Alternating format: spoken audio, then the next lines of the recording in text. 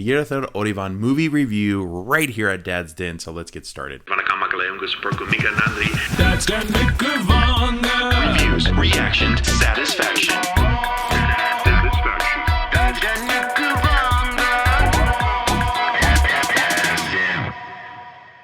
Hello, namaste, and vanakkam. Thank you so much for being here. Thank you so much for clicking on this video, by the way.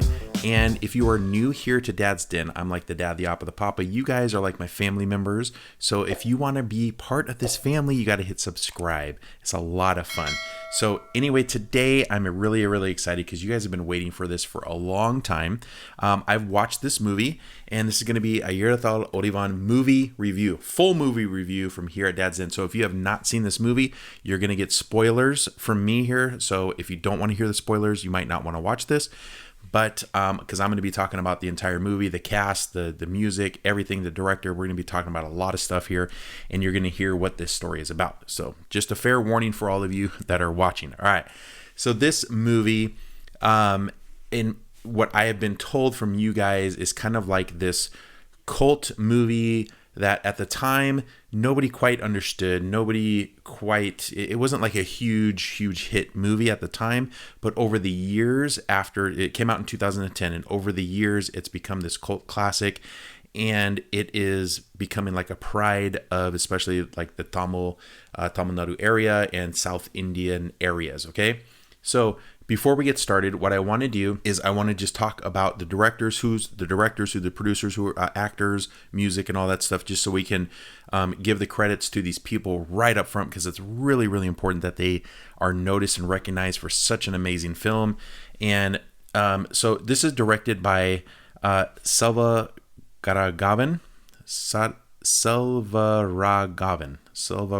I don't know why that is hard for me to say. Yeah. Produced by R.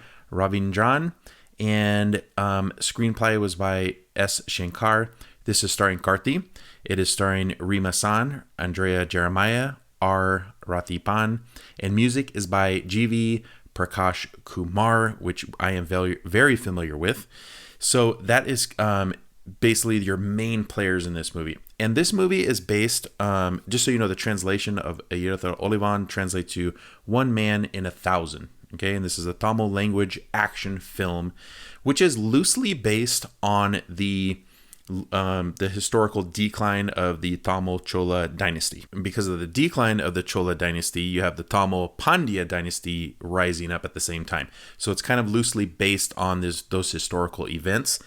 And what I want to talk about first, I think, is just my first impressions of this movie as it first started.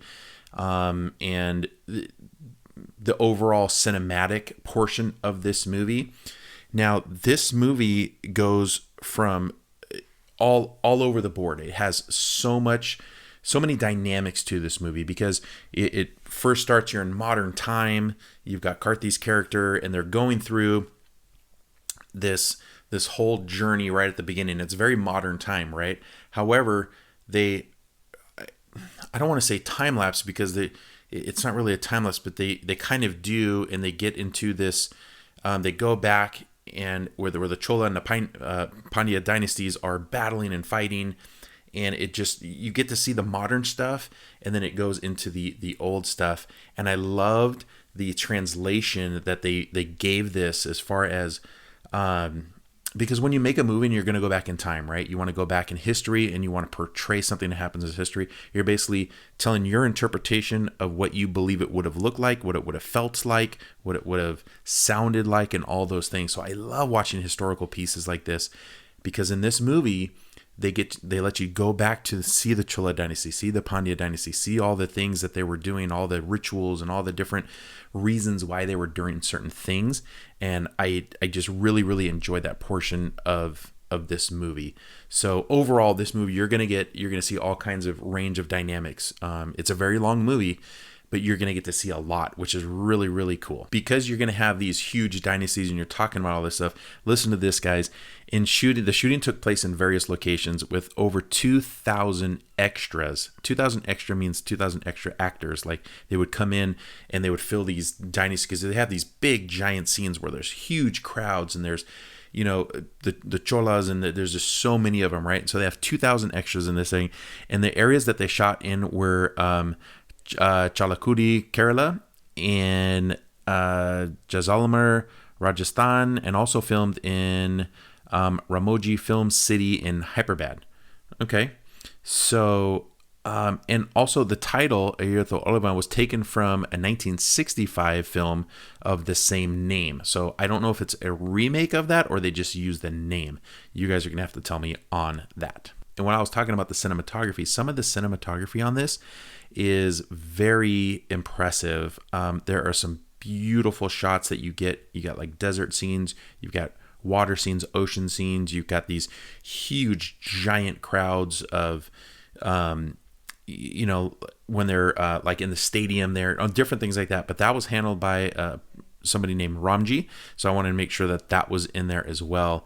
And then of course the music is by G.V. Prakash Kumar, and I'll be honest, this movie ranges from just really fun songs to some very, very, like, I don't want to say dark, but just a different style of music than you would think of when you're thinking of like, oh, we're going to watch a Hollywood movie. You got the fun, dance scenes and, all these different things like that. But some of the music that he had to put together for this film was just top-notch stuff. I mean, top-notch stuff. So on to the story. It basically is like in 1270s, somewhere in there, 1270s AD, and you have the Chola dynasty, and you have this lost Chola dynasty. And I think, if I'm remembering correctly, I'm trying to read it here. The Pandyas, they drive them out of the kingdom of South India. So the Pandyas basically drive them out, and they're basically in hiding, and they're in this secret location. The Cholas are in this secret territory location, and that's kind of where it gets left off. And then in 2008, you have these archaeologists, and they are looking for the lost Chola dynasty, and that's where their whole mission is, right? So they're hiring people, and they're trying to get these teams together to go find the hidden Chola dynasty. Leading this charge is Rima Sen, her character, and her character is basically, we're gonna find this no matter what. She does a great job in this movie because you get to see her go from just being a normal person, like, hey, we're looking for archaeologists, to quite simply a badass, where she's got the 2 guns in this movie, and she's like, and she's shooting everybody, and she's a tough girl in this movie. And then later on, it even flips the switch where she actually becomes, I believe, if I'm remember this right, either a queen or a princess or something in the dynasty, where she actually becomes this dude. It just, some great acting from her in this movie. And I don't know if I've ever seen anything with Rima Sen other than this movie. So I was impressed with her role. I thought she did a fantastic job playing that role in this movie. Andrea Jeremiah's character is, I believe, the daughter of an archaeologist that goes missing, and she knows this stuff. It's almost like she kind of knows what's going on. She knows what to expect. If you start going into this territory, I'm telling you, it's going to go bad. It's going to turn bad. These, they're there to protect it. You might die from, poisonous things in the water, like you see at the beginning when they start going on those boats and they're going up to the island there, and these things are just attacking them.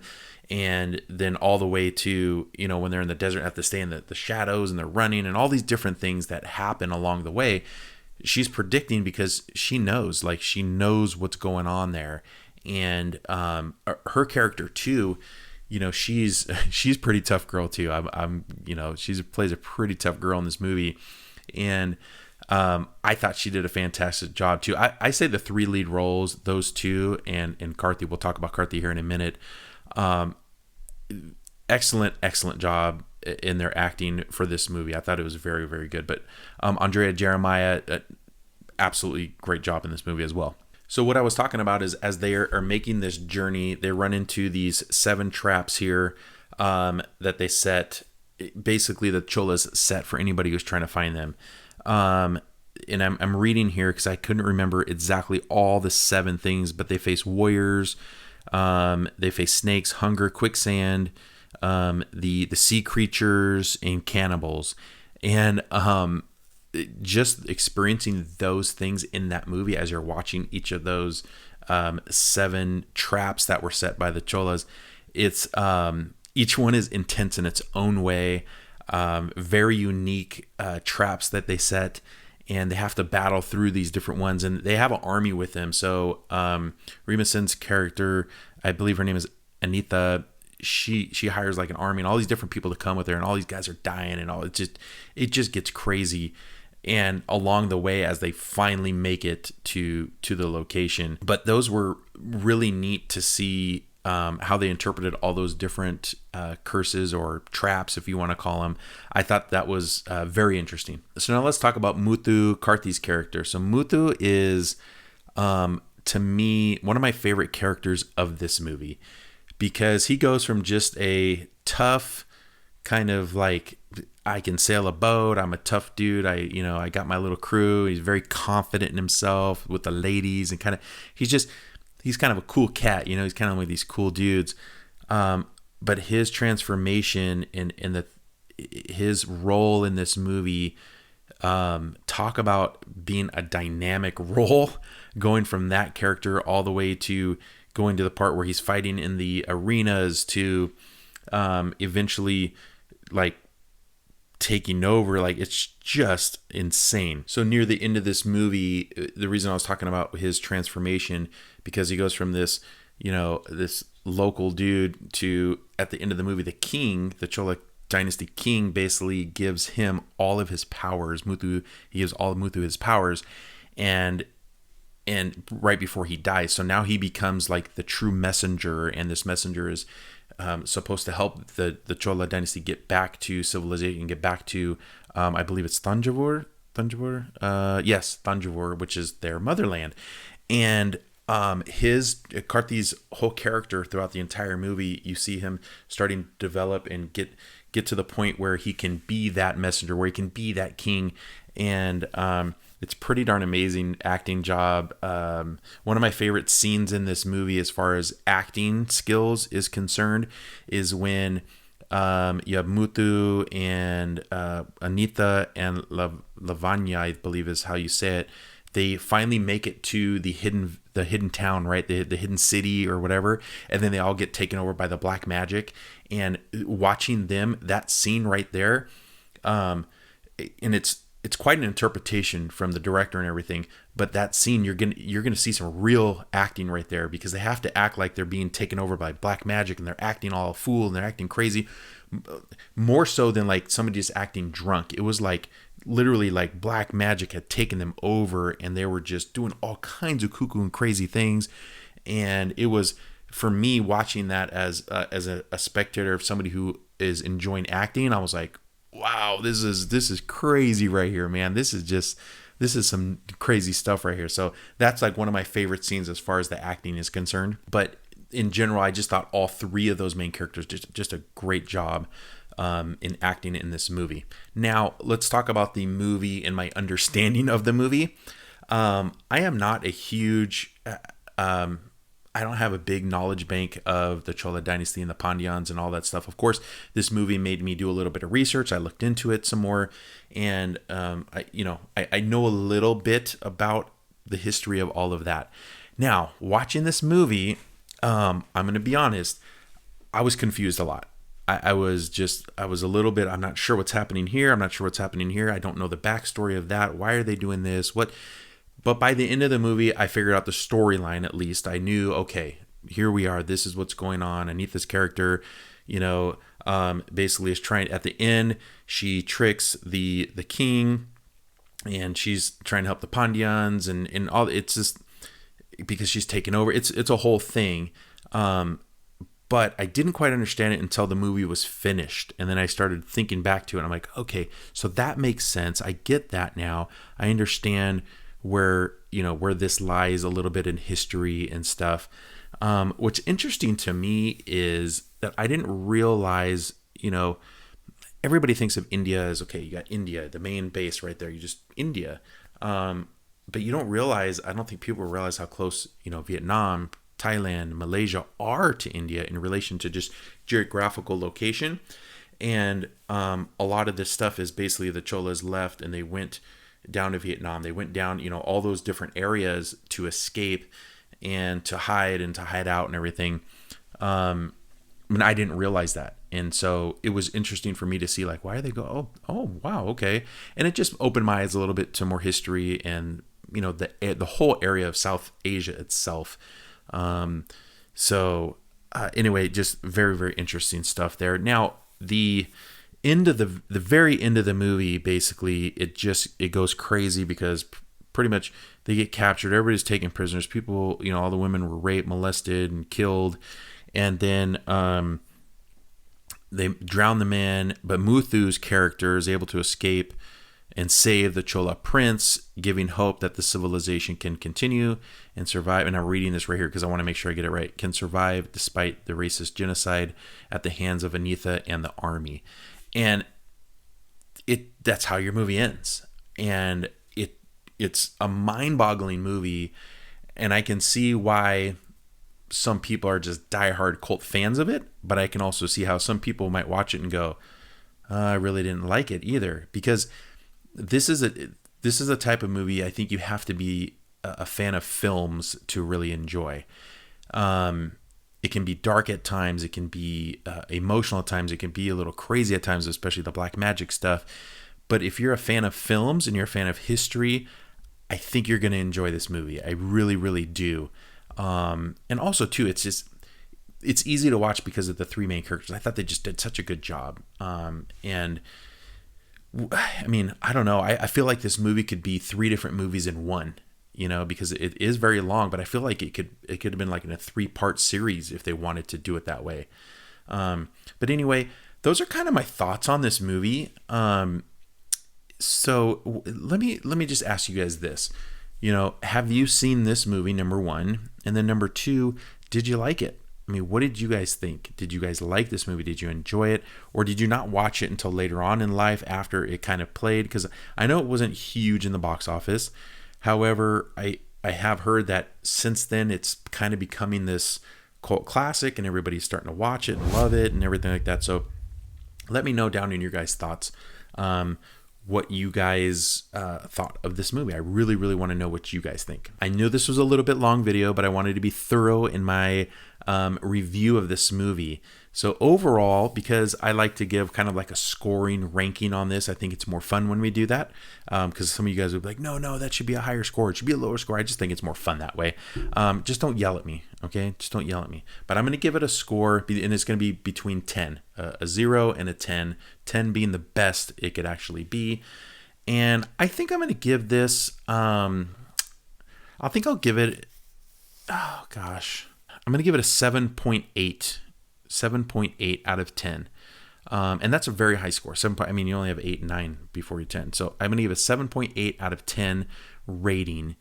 I feel like the only reason I'm not giving it like an 8 or a 9 is I feel like there were some scenes in this movie that were just drawn out a little too long. I feel like they didn't have to make them that long. I don't think it added to the story at all. I think it actually kind of drew you away a little bit. I'm not going to say they were boring at times, those longer scenes, but I think they could have cut down certain things to make the movie a little bit shorter. But I mean, I'm being very nitpicky here. Okay. And, but yeah, I mean, 7.8 out of 10, that's a very good score. I really, really enjoyed this movie, and I would absolutely recommend it for people to watch. If somebody asked me, hey, should I watch this movie as a good movie? I'd be like, yeah, dude, it's a very, very good movie. I definitely think you should watch it. So anyway, that's my thoughts on Aayirathil Oruvan. So if you guys have any questions for me, you guys leave them down in the comments below. If you have any thoughts, if you think that my 7.8 out of 10 isn't high enough, you guys can let me know that. Or if you think it's too high, just let me know what you guys' thoughts are. This is a conversation. This is why we love our channel here at Dad's Den, because you're a family, and I'm the dad, I'm the the papa, and you guys are just, so let's have a conversation about it. All right. And thank you guys all for being so patient on that movie review. I know it's been a while since I watched it, but I did want to talk about it because I think it's a movie that needs to be talked about. It's one of those good movies that it needs to be discussed because there's a lot to it. It's very unique. And my conversation, there's no way I could really dive into this movie as deep as I wanted to, or else we would be here for like 2 hours discussing it. So anyway, thanks for watching. Hope you guys liked it. And don't forget, love God, love people. We'll see you guys next time. Bye.